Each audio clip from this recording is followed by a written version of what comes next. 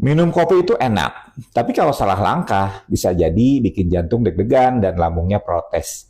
Halo semuanya, dengan Dr. Erta, spesialis jantung dan pembuluh darah dari Klinik Kera. Kali ini kita akan membahas sesuatu yang pasti banyak dari kalian suka, kopi. Minuman ini memang jadi andalan buat melek pagi-pagi atau nemenin kerjaan yang menumpuk.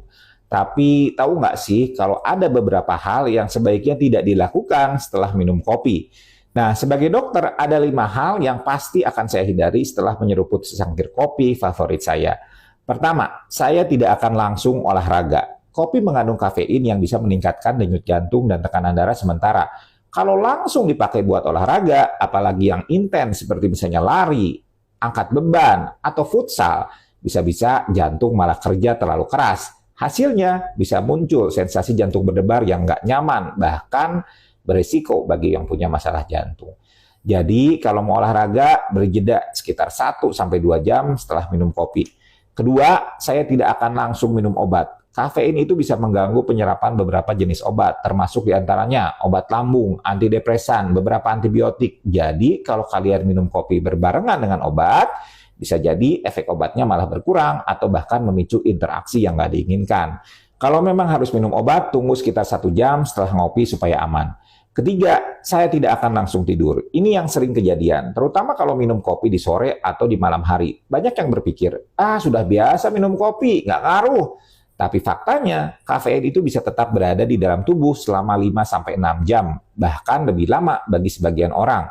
Akibatnya, kualitas tidur bisa terganggu meskipun bisa tertidur.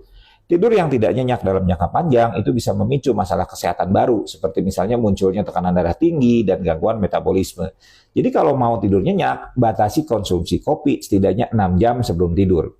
Keempat, saya tidak akan langsung makan makanan berat. Kopi itu bersifat asam, dan kalau langsung disusul makanan berat seperti misalnya nasi padang atau mie instan, bisa bikin lambung protes keras. Buat yang punya MAH atau GERD, ini bisa jadi kombinasi maut yang memicu nyeri ulu hati dan rasa terbakar di dada. Kalau lapar setelah minum kopi, lebih baik pilih cemilan ringan dulu, seperti misalnya roti gandum atau pisang sebelum makan makanan yang besar. Kelima, saya tidak akan langsung merokok. Nah, ini kombinasi yang sering ditemui di warung kopi, tapi sebenarnya bahaya banget. Kafein dan nikotin itu sama-sama merangsang sistem saraf yang bisa meningkatkan tekanan darah dan denyut jantung lebih tinggi dari biasanya. Dalam jangka panjang, kebiasaan ini bisa meningkatkan risiko penyakit jantung dan pembuluh darah. Jadi, kalau masih sayang jantung kamu, jauhi rokok, terutama setelah minum kopi ya. Nah, sekarang kalian sudah tahu, ada beberapa hal yang sebaiknya dihindari setelah minum kopi. Kopi itu memang nikmat, tapi harus